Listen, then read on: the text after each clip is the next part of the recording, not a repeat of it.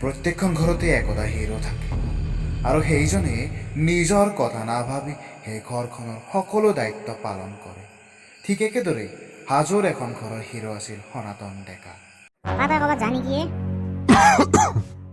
ক'তনো যাবি এ? গাটো বৰ বেয়া। ই সনাতন বাজাৰত গেল নেকি? জনাই যাব এইটা ইয়ে লোক কি মেল বাচ্চাতে তই বাজাৰত যাব অল্লি নেকি?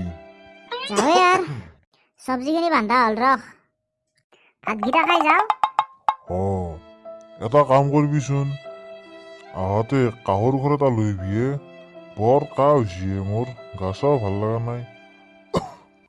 হে দেউতা মোক লৈকে বহিৰ পালে বিস্তাৰ আনবি হে পৰীক্ষাতে শেষ হৈছে। মই মাইক কৈয়ে আছো আনি দিয়া নাই। দে হ'ব দে মই আহোঁতে লৈ আহিম। দে তে ভাত বাঢ়ছি বোলে, ভাতকেইটা খাই মই বাজাৰত যাওঁ ৰ। তোমাক গিলেও কিবা আনিব লাগিব নেকি হা? মোক একো নালাগে দিয়ক, আপুনি ভালে ভালে ঘৰত ঘূৰি আহক, মোক সেইটোৱে লাগে। মাইক গিলেও কিবা আনিব লগা আছে নেকি? অ মাই তোক গিলেও কিবা আনিব লগা আছে নেকি এ বাচা যা, মোক একো নালাগে, যা তই ভালে ভালে ঘূৰি আহ।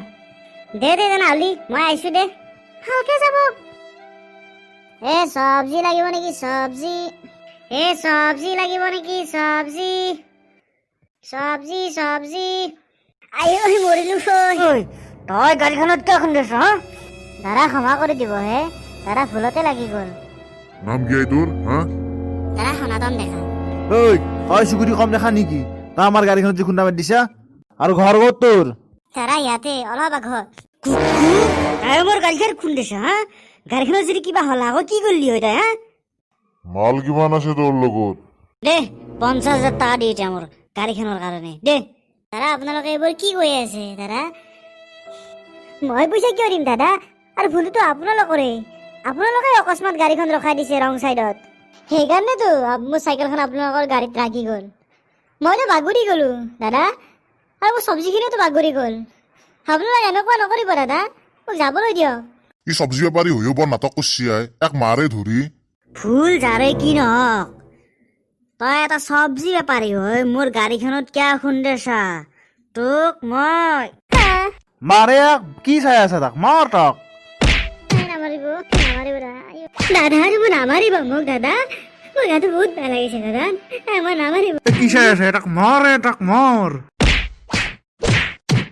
এই কোনে তহঁত? তই কিয় মাৰিছা? ৰাই যাওকচোন, এতিয়া মাৰামাৰি কৰিব দিছি। ঐ ক'ত পলালি? ঐ চাচোন চায়ে, সেই পাগলাকেইটা এক আকলাই পাই কিনকে মাৰিলাকে। কিন্তু সোনকালে মেডিকেলত নিব লাগিব দেই, ইয়াৰ অৱস্থা ভাল নহয় কিন্তু। সি কিবাকে চব্জি বেপাৰখন কৰি কিবাকে ঘৰখন চলাই আছিল, ইয়াকো এনেকে মাৰে না ধেই। ব'লা ব'লা ব'লা, দেৰি হৈছে, ইয়াক সোনকালে মেডিকেলত লৈ যাব লাগিব। বোলা বোলা বোলা সোনকালে বোলা।